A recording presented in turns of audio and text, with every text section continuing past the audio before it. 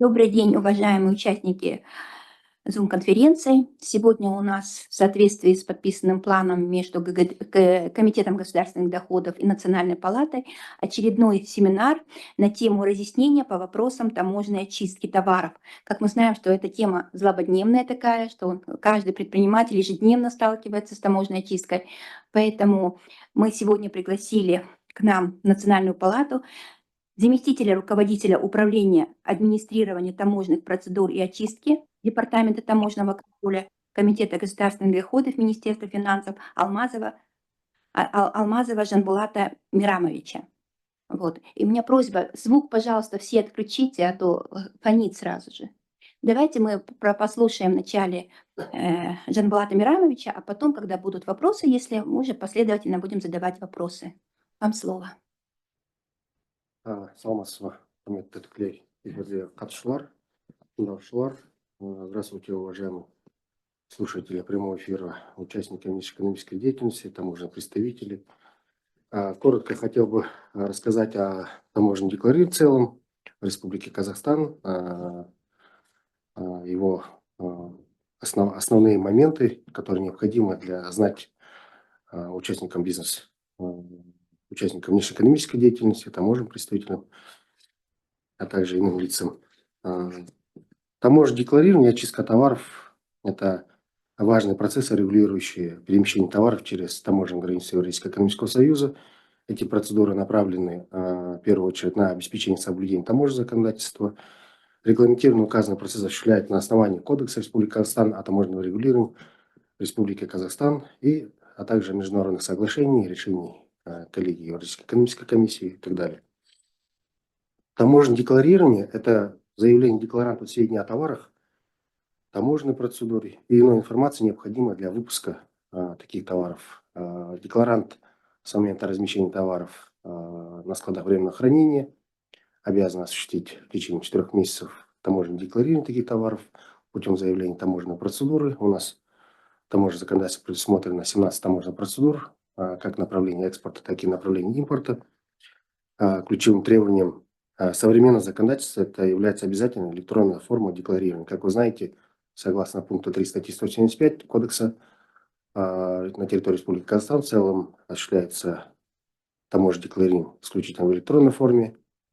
С 2018 года у нас действует информационная система Астана-1, которая позволяет участникам бизнеса заявлять таможенные процедуры для его фактического прохождения и выпуска в свободное обращение.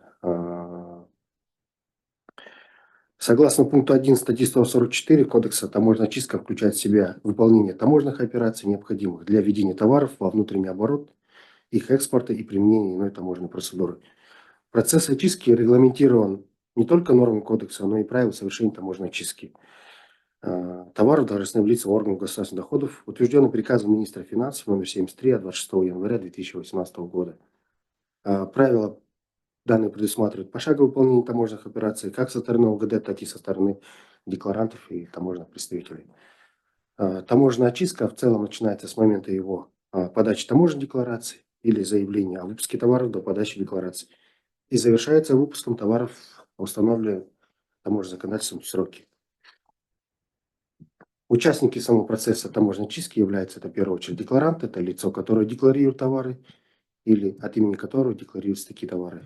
Таможенный представитель, соответственно, юридическое лицо, совершающее операции от имени декларанта, включенный в единый реестр таможенных представителей, у которого имеется возможность от имени декларанта осуществлять таможенное декларирование и заявлять таможенную процедуру.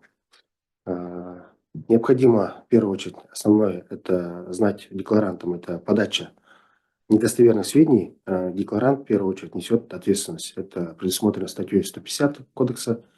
Там и предусмотрены права декларанта, и обязанности самого декларанта. Что необходимо, какие предоставлять сведения при помещении под таможенной процедурой. Это предусмотрено в отдельности по каждой таможенной процедуре. Условием помещения основные – это уплата таможенных платежей налогов, соблюдение запретов и ограничений, предоставление иных документов, подтверждающих сведения, заявленные в самой таможенной декларации. Сам порядок заполнения декларации на товары у нас инструкции утвержден решением комиссии Таможенного союза 20 мая 2010 года, номер 257. Это о форме декларации на товары, порядке его заполнения. Данная инструкция определяет правила заполнения декларации на товары в виде электронных документов и документов, в том числе на бумажном носителе. Документы и требования к их предоставлению. Как вы знаете, согласно статье 179 Кодекса, документы, подтверждающие сведения декларации, должны быть у декларанта, в первую очередь, на момент его подачи. При этом их предоставление таможенным органам не всегда требуется. Если соответствующие данные могут быть получены из информационных систем, в таких случаях в декларации на товары указываются сведения о таких документах. На сегодняшний день у нас автоматическая сверка осуществляется при подаче декларации на товары, если товары подпадают под обязательное лицензирование в рамках соблюдения запретов и ограничений. Информационная система «Астана-1» в рамках интеграции с ГБДЛ и лицензирования осуществляет автоматическую сверку, списание квот. В случае, если, конечно, норма провоза будет превышена решительным документом, соответственно, система автоматически не дает возможности такой осуществлять выпуск. Только в пределах нормы, выданного полномочным органом. Относительно срока выпуска товаров.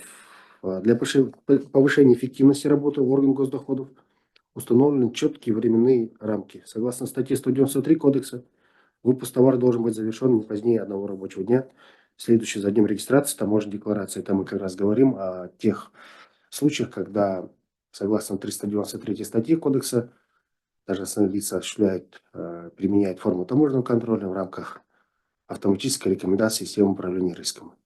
В этом случае, если должностному лицу необходимо продлить срок такого выпуска декларации на товары, должностное лицо незамедлительно информирует руководство о необходимости с обоснованием для завершения начатой формы.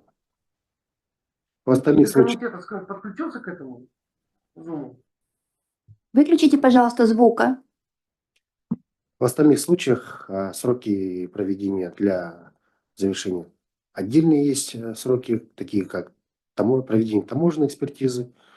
Срок проведения таможенной экспертизы составляет 20 рабочих дней, может быть приостановлен на 10 рабочих дней. Также может быть приостановлен срок выпуска на основании статьи 198 либо 199 в рамках контроля защиты прав объекта интеллектуальной собственности. В этом случае с момента, когда должностное лицо осуществляет продление, он незамедлительно должен информировать декларанта либо представителя. Достаточно будет информировать его посредством информационной системы путем вложения такой информации о продлении выпуска по, скажем, конкретным случаям, когда необходимо такое продление.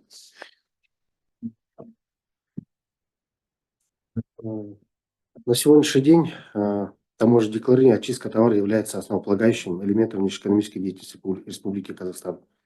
Современные нормы, направленные на упрощение процедур и их цифровизацию, создают условия для повышения прозрачности, ускорения процесса и привлечения инвестиций. Важнейшей задачей остается дальнейшее совершенствование нормативной базы и адаптация к требованиям международной торговли.